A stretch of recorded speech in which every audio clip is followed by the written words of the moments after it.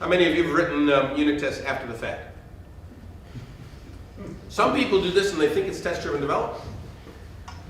How much fun is it?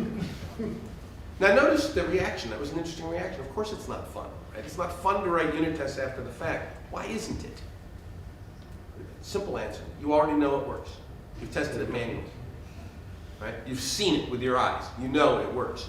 And now some process guy said, yeah, but you're supposed to write tests. And you kind of go, oh, well, all right, I'll write some tests. And it feels like make work. It feels like busy work. It's bothersome. But you go ahead and you do it. All right, I'll write a test here. All right, yeah, all right, I'll test it. Okay. Oh, that one's hard to test. Inevitably, you come across the function that's hard to test. It's hard to test because you hadn't designed it to be testable. And now you face a dilemma. I got to change the design. Well, I saw it work. Never mind.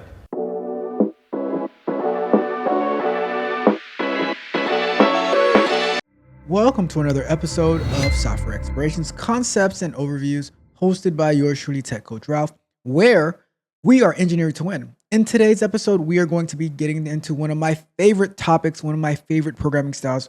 We're going to be talking about test-driven development. A few weeks ago, we spoke about behavior-driven development. Today, we're going to talk about test-driven development. They are kind of related. BDD kind of stems from TDD, but we're going to get all down into the nitty-gritty about what test-driven development is and why it's important and why it's one of my favorite ways to develop, right? So let's just jump right into it. Let's not waste any time, right? Let's have some fun. Let's have some fun. All right. So test-driven development, enhancing code quality and development efficiency. And you know me, I am all about efficiency. So this is you could actually stop watching right here because this pretty much explains to you exactly how test-driven development works, but you want to keep watching because there's so many more details we're going to get into. But in the gist of it, let's say you had a TLDR, too long, didn't read. This is all you need to know.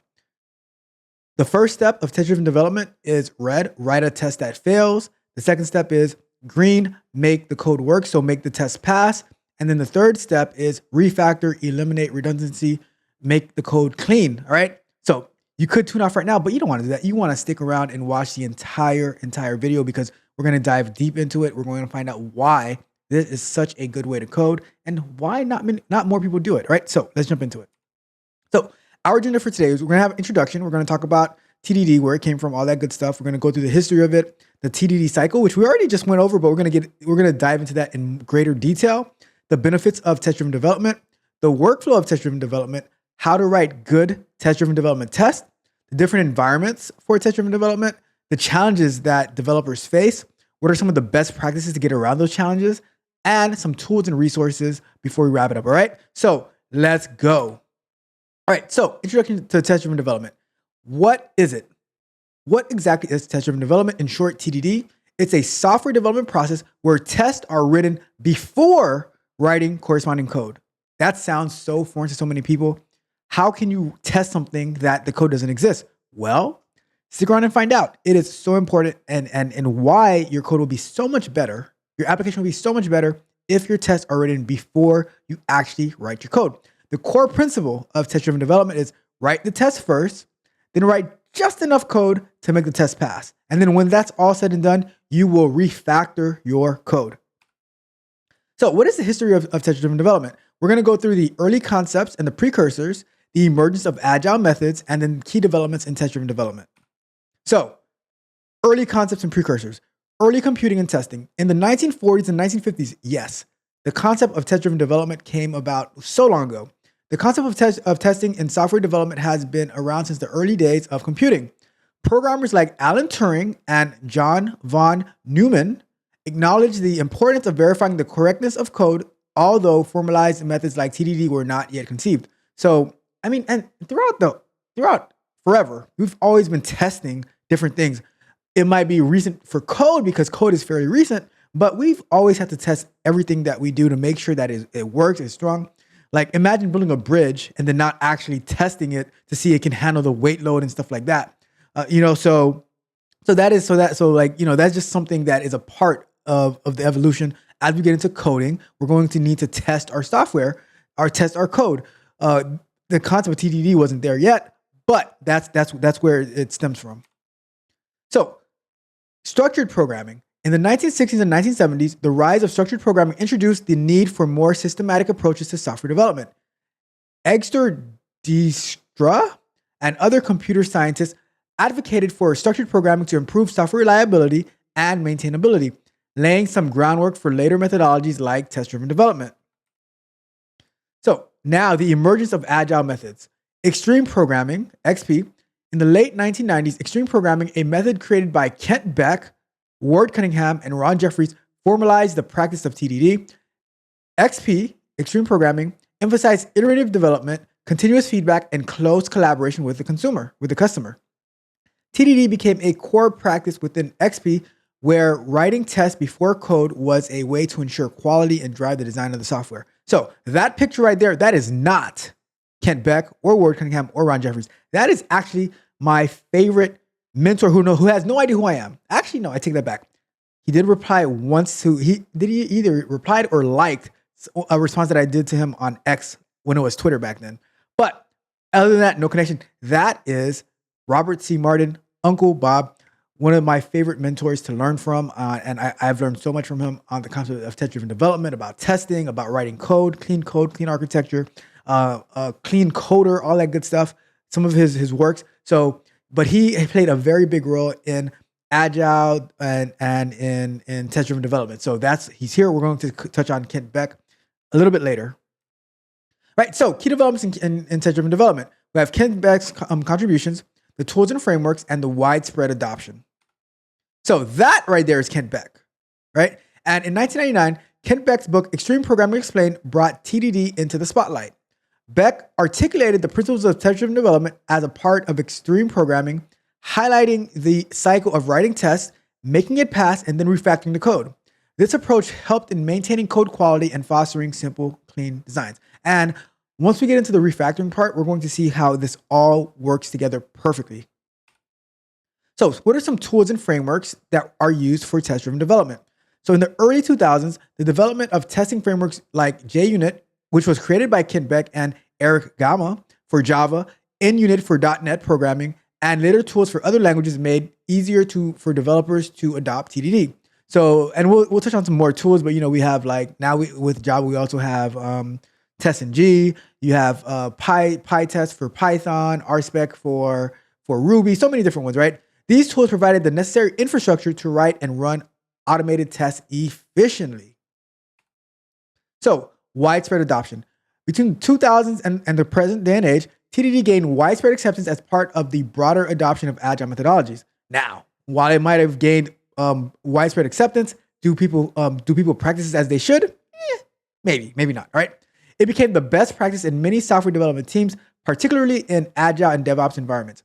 The emphasis on continuous integration and continuous delivery, CI/CD, further cemented the role of test-driven development in ensuring code quality and reducing defects. So what is the test-driven development cycle? So we have the red, the green, and the refactor. So first cycle, red. Write a test that fails because the code does not yet exist or is incorrect. Right? Either there's no code or the code that you've written, it doesn't work. Now green, you write just the right amount of code. That's necessary to make the test pass. So think about it as Goldilocks and the Three Bears. The Papa Bear, it was too hot. The Mama Bear, it was too cold. The Baby Bear, it was just right. The minimum amount of code to be necessary to make the test pass. So then we refactor. So you improve the code while ensuring that the tests continue to pass, maintaining code quality and readability. And like I said, we're going to touch on that refactor part because the refactor part to me is the very most important part that makes the dream work, right? It makes the dream work. I'm told that this was a decision made in Germany at the corporate level. Is that correct? Two answers to this.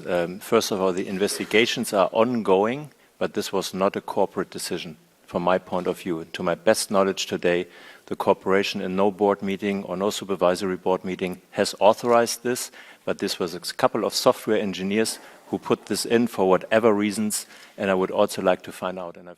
So let's get into our phase, the red phase, the big X. Like the Generation X, but this time it's red, not green, all right? So red phase, what about the red phase? The purpose of the red phase, to create a test that defines a desired functionality or feature which does not yet exist in the code base and ensure that the test fails initially. So pretty much we want to see failure. We are desiring failure. Doesn't sound like a good idea, but trust me, it is very well worth it. So you write a test for code that doesn't exist. So you know the outcome that you want. So you write the test for the outcome and then you run it and you get a big fat X saying you are a total failure. What a flop, loser, right? That's what it's telling you. But wait, there's more. So implementing the red phase, you write a test, you create a new test for the functionality you want to implement. This test should be specific, clear, and focus on a single aspect of desired behavior. Next up, you run the test, execute the test to ensure it fails. This step confirms that the test is working correctly and that the functionality is not yet present. So the failure is actually a good thing. Yay! We are failing. Awesome, awesome, awesome. We want failure.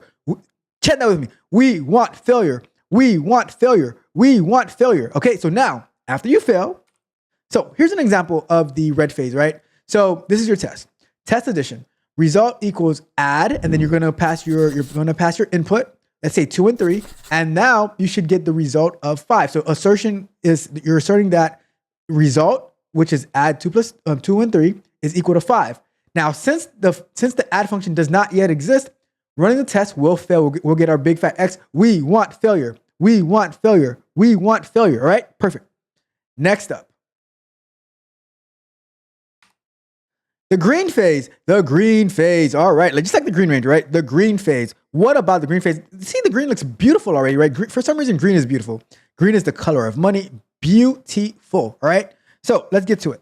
Now, the purpose of the green phase, to implement the minimum, just enough, the minimum amount of code necessary to make the failing test pass. Why is it the minimum amount of code? Because a lot of times we developers, we get so into our code and we just write the most extravagant code ever. And it's a bunch of fluff. It's so unnecessary. We're doing too much. You know how you say, you're doing a little too much. Slow down. You're doing a little too much. So we want to write the minimum amount of code to make it work, to make the failing test pass. So now you write the minimum amount of code, you run it, and now your big fat X turns to a beautiful, beautiful green check mark. Yay, green check mark. Clap it up for the green check mark, all right? So no more failure. We are now passing. We are now passing. So how do you implement the green phase? Now you actually write the code. So first in the red phase, you wrote the test to make it fail. Now in the green phase, you write the code. Implement just enough code to pass the test written in the red phase. Do not worry about writing perfect or optimized code at this stage. You just want it to pass. Write whatever it is that you can write just so it can pass. Simple as that. Now you run the test, execute the test again to ensure it now passes. If the test still fails, you have work to do. Refine your implementation until it passes. So you run the test, it fails, you make some more changes. You run the test, it fails, you make some more changes. You run the test, it passed. Boom, done. Stop it. No more code. No more code. No more code. No more code. That's it. So now we move on to the next phase, right? But let's get an example. So here's a test that we wrote before. So we have test addition, right? Results adding 2 and 3. Assert results equals 5. So when you ran that by itself, it fails. But however, now we're actually writing the function. So we're defining a function of add, and we have A and B taken as parameters. So now you return the result of A plus B. So now when you run the test, it's going to give us the assertion of 5. Like the result is going to equal 5, which means the test is going to pass. So after implementing the add function, running the test will now pass. Awesome. Yay. Good job. Good job. So now we jump into the refactor phase.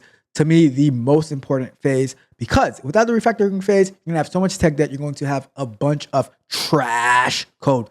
Get it? Trash. Like my guy Mitch says, that joke was trash. We don't want no trash code, all right? We can have trash jokes, but no trash code, all right? So the purpose of the refactor phase, to improve the code structure and design without changing its external behavior, ensuring that the code remains clean, maintainable, and efficient. So the key word, the key phrase in here, right, is without changing its external behavior. What does that mean, not to change the external behavior? So what that means is that you should be able to run your tests without making any changes to the tests. And it continues to pass regardless of the change you make in the code. So, and that is why the test-driven development is so important, because you can have your test letting it be the source of truth for you, so that if you make a breaking change, it will let you know immediately, and then all you have to do is Control Z, Control Z, Control Z. If you're on a Mac, then the Command Z, Command Z, Command Z. Oops, I made a boo boo. Let's reverse, right? So now that you have this methodology, so you know your tests are passing with the minimum amount of code, and now you can clean it up. So like now, if you need to refactor to make a new function, a private function out of an existing function because you have duplicate code, you have that, and now you run it, and it should pass. If it fails, undo until it passes again, and then you continue to refactor until you have cleaner code that continues to pass the test. All right, that is the premise of it. So how do you implement this refactor phase? Refactor the code. So clean up the code by removing duplication, like I was mentioning, improving readability. So like maybe you're renaming your methods, renaming some variables, all that good stuff. Optimizing implementation. This can involve renaming variables, like I just said, without even I knew it. Extracting methods and reorganizing code. I was just saying. So now you run all the tests. Execute all existing tests to ensure that the refactoring did not introduce any new defects. All tests should pass after refactoring. And if it fails, you undo. What I like to do when I'm refactoring, every little bit of change I make, I run. So I change a line, I change 2 lines, I run. Because as soon as it fails, I don't want to go too far down the rabbit hole and then I have to undo a bunch of stuff. So I make my change and I run. I make my change and I run. And the test, like we're gonna get into like the qualities of a good test, but I make the change and I run. I make the change and it should tell me immediately if anything broke or if it's still working. If it's still working, we continue. If I get an X, stop. X marks the spot. We go back, we fix, we refactor, we continue from there. All right. So the refactor phase is iterative cycle. The TDD process is iterative, right? So identify a new test. Once refactoring is complete and all tests pass, identify a new piece of functionality or behavior to test. So you're not just like, oh, I wrote the minimum amount of code and then I create a new test, and I wrote the minimum amount of code and create a new test, and then now all at the end we have to refactor. No, you refactor as you go along. No ifs, ands, buts about it. Nope. There's no option. You have to refactor in order. It's not red, green, red, green, red, green, red, green, and then refactor. No, it's red, green, refactor, red, green, refactor, red, green, refactor, just like it says in step 2. Repeat the cycle. Start a new red, green, refactor cycle for the next feature or improvement. You don't go into another red until you have refactored.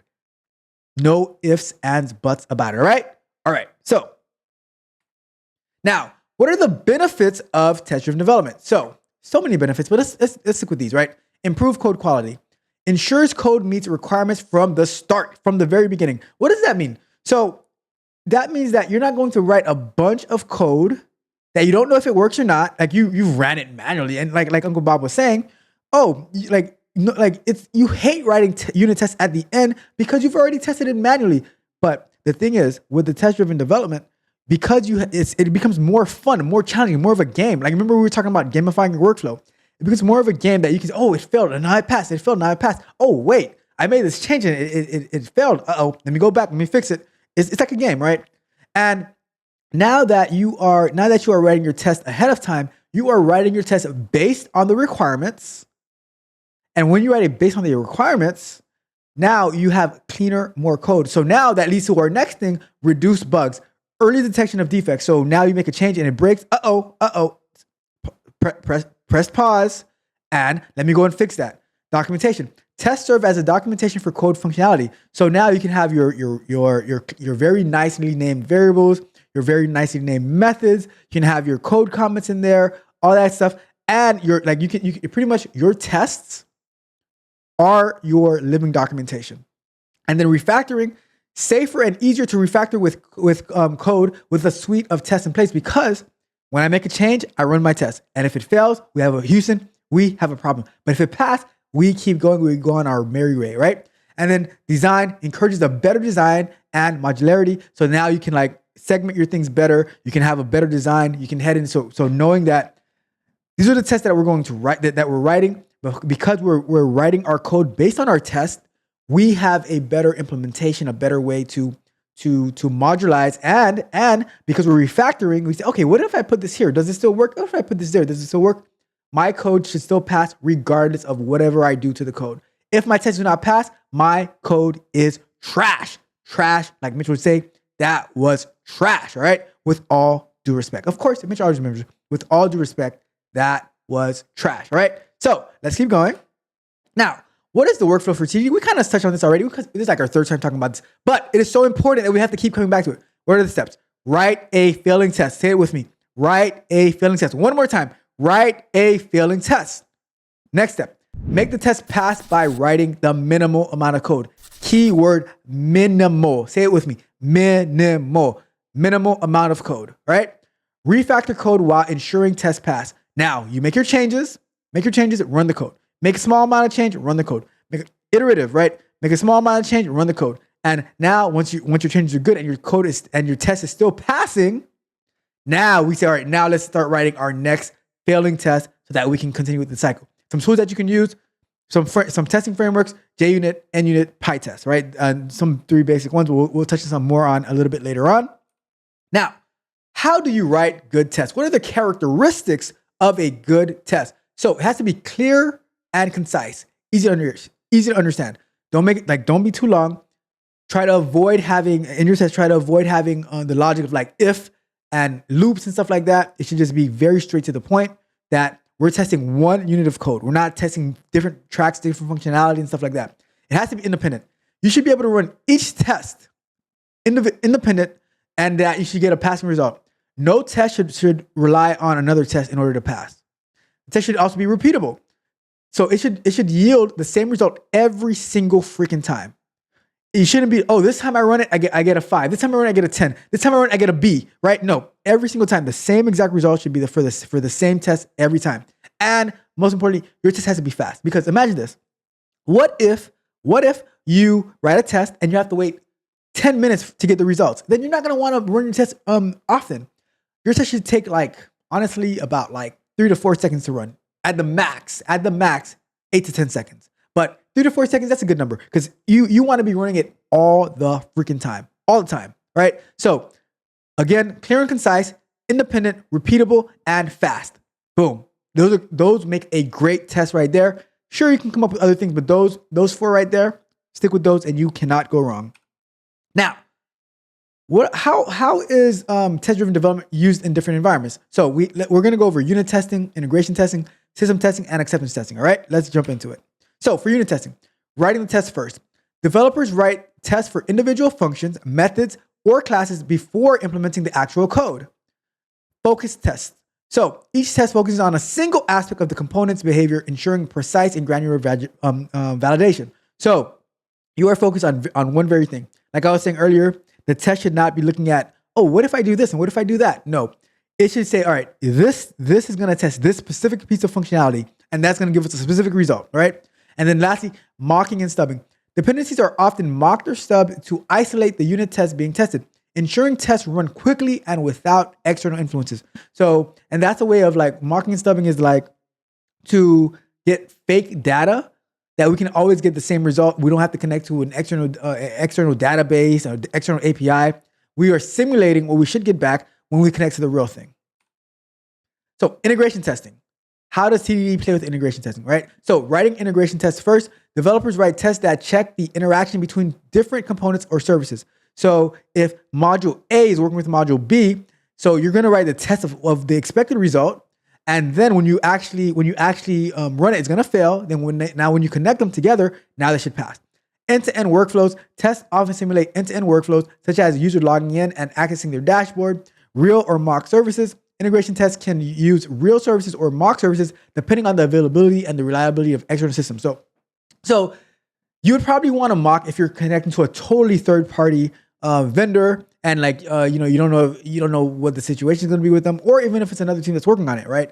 So you might want to mock that. But a real service that you might connect to is if your team is building one part of it and also building the other part, you might want to connect to a real one. It depends. It depends on that, right?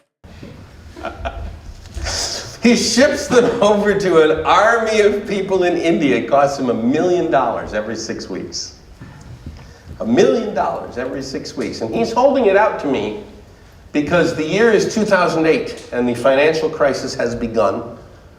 And he's just gotten back from his boss's office, and his boss has just gotten back from the CFO's office, and the CFO said, I'm cutting your budget by 50%, there's this big recession on. And he's holding this out to me saying, which half of these tests should I not run? And I told him, well, you can cut the document this way or that way. It doesn't matter, you're not going to know if half of your system works. This is the inevitable outcome of manual testing. Manual testing always ends with you losing the tests. You could lose them directly, like this guy did, because they simply got too expensive. But more commonly, you lose them by QA deciding not to run them, because they don't have time. So QA will decide which tests are the most important to run and which are the least important, and you will lose the tests anyway. Manual testing always results in this. And manual testing is insane. Now, what is system testing? So system-wide test. The test covers the entire application, including its interaction with the database, external APIs, and user interface. So this is like the real deal we're testing. Simulating real-world scenarios. Test simulate real-world scenarios to validate the system's behavior under various conditions. So for example, let's say you have an e-commerce website, and you would say, all right, I want to simulate being able to place an order as a guest. So that means you'd go to you load up the website, you go to a product, you add the product to the cart, you go to checkout, and you say continue as a guest, and then now you fill out all your credit card information, your shipping information, all that good stuff. You get all the way to the confirmation page. You say, okay, cool, this flow works, and you could actually, if you have all the data, you could write the whole entire test. And you know what? I won't even write the whole entire test. I would say, all right, first I'm going to write opening up the website to get to the homepage. And once that passes, so I write that test, and then I run it, I get there. Now I'm going to write the next phase is go to a product. So I'm going to navigate to a product, that passes, and I'm just going to continue that way. Write it in short bits, because you can write the whole entire test, and then now it's going to fail at the very beginning. You're going to feel discouraged.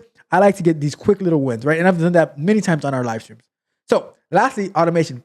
System tests are often automated to ensure they can be run frequently and reliably. So, and that means like you can have them on a schedule, run through a CI/CD pipeline where every single night or multiple times a day, or before you deploy, you can run the test again, so that it can tell you that end to end, everything is working as it should be.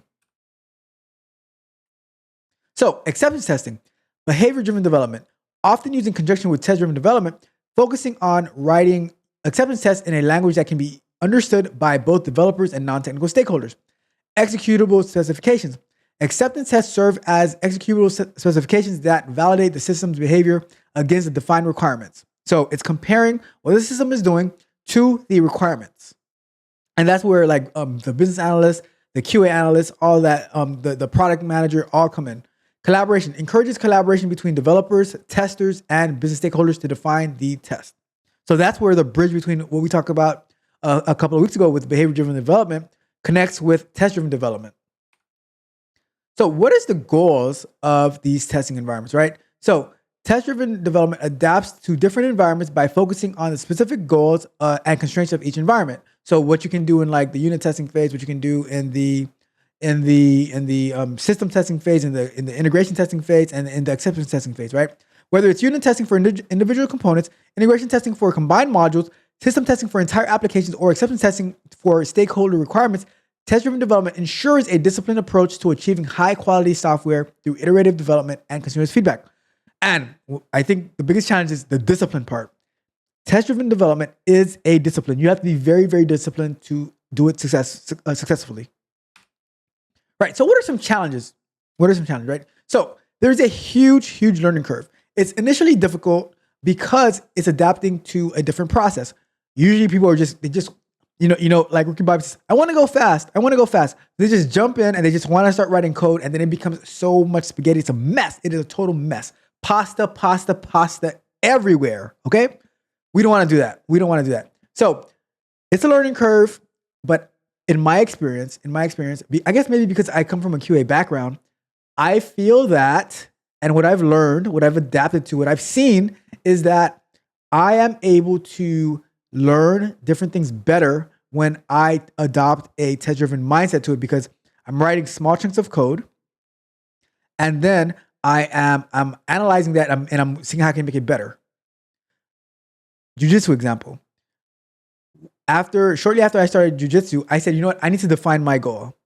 And I said, all right, and I use test-driven development to learn jiu-jitsu. So I'd say, okay, this is where I'm gonna fail. And now I need to master this particular step, this particular move. And then I need to find ways to make it better and easier to get to. And then once I got that, then I said, okay, now we're gonna move on to the next step. And by doing that, I got really good at certain positions. And that was the approach that I took, applying a test-driven development mindset to a learning curve, to a totally new martial arts, right? So another thing is, people think it's time-consuming, as you're gonna go slower in the beginning, but I'd rather start off slow instead of getting a year down the line and we have a bunch of trash code, with all due respect, you have a bunch of trash code, and now it becomes totally useless. You can't go anywhere, and now you have to now we're afraid to touch the system. We are absolutely fearful. We're scared for our lives here, because our code is so trash that if we make one little change, it all falls down. Right? And then people are afraid of overhead, maintaining a large test suite. But I'd rather have a large test suite instead of having a 3,000 page table of contents manual of oh, this is what we have to test manually, or we miss unit tests because we didn't write it in the beginning. Now, what are the best practices? So, like I always say, start simple. Do the very basic thing. Write the most basic test, get that to fail, and then get it to pass. Next up, commit frequently. Commit changes frequently to keep track of progress, so you can see how you started, where you're going. Collaboration.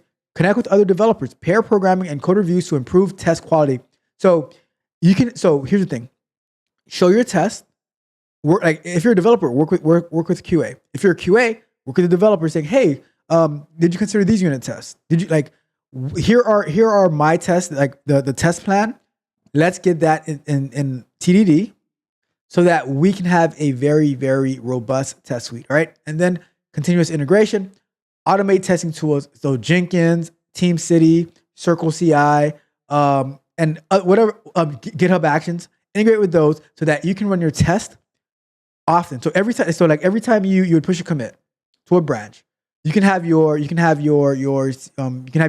pipeline, whether you're using GitHub Actions or Jenkins or TeamCity or Circle CI. Have those trigger so that you can know that your tests are working properly and nothing broke. Right. So what are some tools and resources for test-driven development? Right. So for Java, we have JUnit, TestNG. For Python, we have PyTest, we have Behave. For JavaScript, we have Jest, Supertest, Chai, Mocha, and many more. For .NET, we have NUnit, which is similar to JUnit. And then we have Ruby, we have RSpec. All right. So those are some of the different tools and frameworks, some testing frameworks that you can use with test-driven development. And what are some resources? Right. So we have Test-Driven Development by Example by Kent Beck. We have Growing Object-Oriented Software, Guided by Test by Steve Freeman and Nat Price. And then we have The Art of Unit Testing by Roy Osherov. And then there's also Clean Code by Robert C. Martin. There's a Clean Coder. And then there's other websites that you can actually do to practice test-driven development. It is an art that you should master. It is a practice. It is a discipline. So here are some resources, but there's so many more out there that, let's say you're practicing code. Let's say you go to codewars.com. You can practice writing code by writing your test first and making your test pass. And when I was learning Python, that's what I would do. I'd write out my test. And then once I get my test to pass, I know my code was good. Right? So in conclusion, we spoke about the history of test-driven development. We had an introduction, the definition, where it came from, the test-driven development cycle. Red phase, write a failing test. Green phase, make it pass. Refactor phase, make the code cleaner, right? We spoke about the benefits of test-driven development, the workflow that it goes through, how to write good tests, the characteristics of a good test, writing a minimal amount of code, to make it pass, the different testing environments, integration testing, component testing, or unit testing, integration testing, system testing, and acceptance testing. Some of the challenges, people think that it is a very big learning curve, but for me, I found that that's the best way for me to learn. The people think that it's very it's time consuming, which it actually takes a lot more time if you have to crash and burn at the end. And then so we spoke about the best practices. Work with one another, fast and frequent commits. Start very, very simple. Use a CI/CD pipeline to run your tests frequently. And then we spoke about some tools and resources, which I will put a link to those tools and resources in the description as well. All right. So that is our presentation on test-driven development. So let me know what you think. Let me know what you think.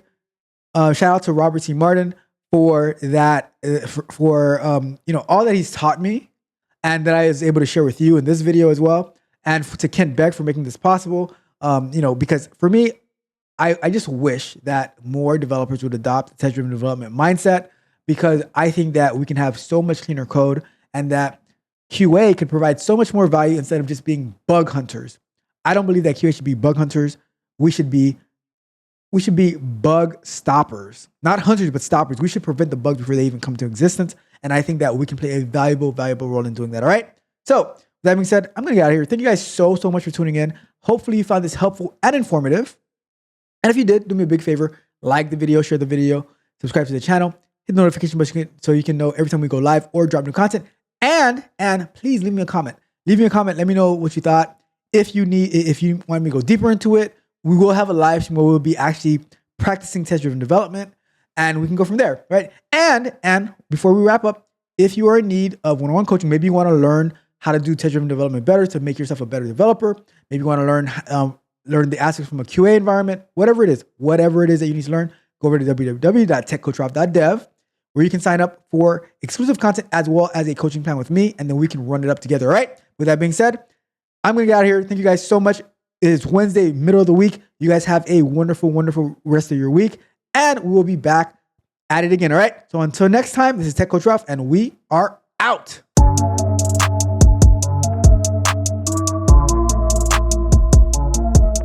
If you enjoyed the fascinating information shared in this video and you want more, be sure to hit the subscribe button to Tech Coach Ralph to be notified for new videos.